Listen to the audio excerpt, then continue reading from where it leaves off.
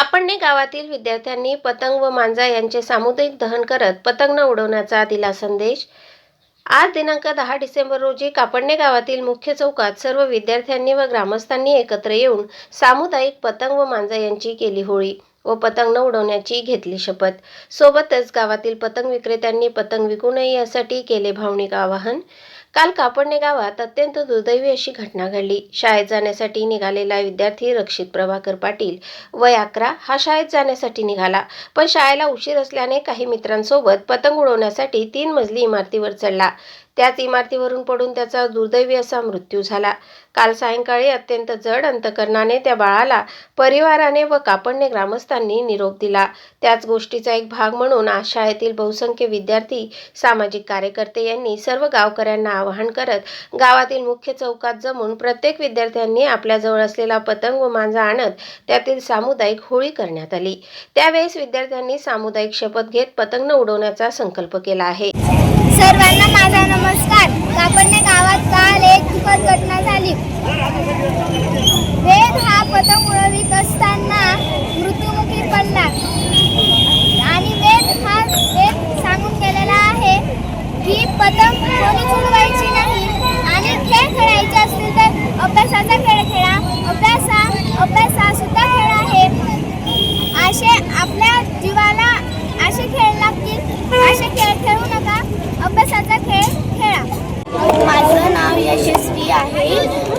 आमच्या गावात कापडणे गावात पतंग उडवण्यामुळे एक मुलाचा मृत्यू झाला, म्हणून पतंग उडवू नका, अभ्यास करा आणि आपल्या जीवनाची पतंग। सोबतच रक्षित बाळाला सामुदायिक श्रद्धांजली अर्पण केली। सामाजिक कार्यकर्ते व ग्रामपंचायतीने पतंग विक्री करणाऱ्या विक्रेत्यांना भावनिक आवाहन करत पतंग विक्री करू नये असे देखील सांगितले। सदर प्रसंगी नवलअण्णा पाटील, भटूआबा पाटील, राजेंद्र पाटील, पत्रकार जगन्नाथ पाटील, विठोबा माळे, भूषण ब्राह्मणे, संदीप पाटील आदी सामाजिक कार्यकर्ते, ललित बोरसे, चंदू पाटील, अमोल बोरसे, श्याम पाटील, अमोल यादव बोरसे, भाऊसाहेब पाटील, ज्ञानेश्वर भामरे, नितीन बोरसे व गावातील विद्यार्थी व नागरिक मोठ्या संख्येने उपस्थित होते। काल म्हणजे मंगळवार दिनांक 9/12/2025 रोजी 11:30 वाजता चिरंजीव वेद, माजी सरपंच झोपा खंडू पाटील यांचा नातू 11:30 वाजता जेवण करून शाळेत जातो असं म्हणून तो दप्तर घेऊन चौकात उभा होता, पण गाडी आली नाही म्हणून तो त्याच्या मित्रासोबत दुसऱ्या गल्लीत गेला व तिथे काही मुलं पतंग उडवत होती।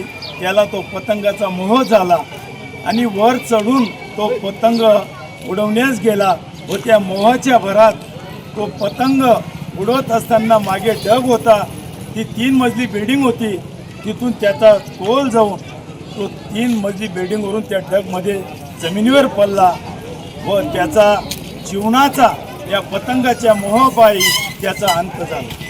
त्याचं वय 11 वर्षाचं होतं।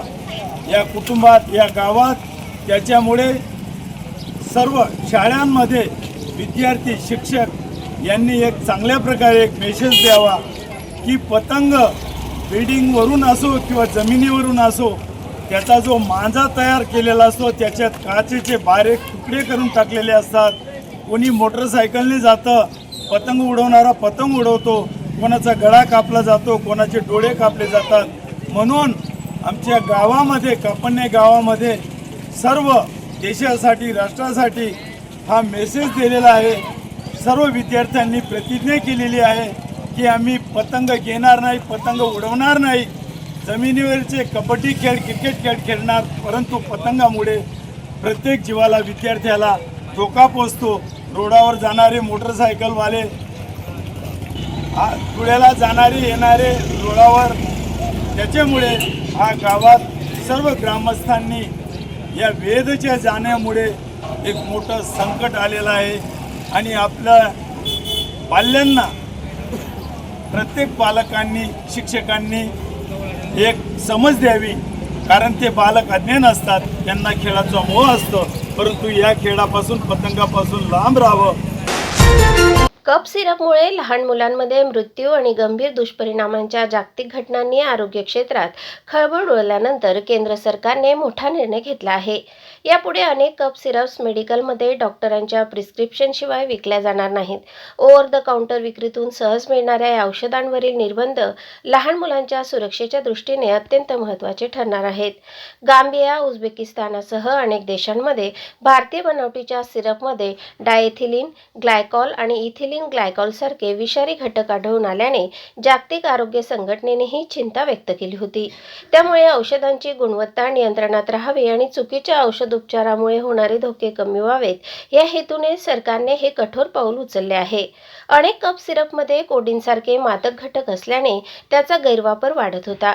अनिर्बंध विक्रीमुळे काही ठिकाणी या सिरपचा नशेसाठी वापर होत असल्याचेही समोर आले होते.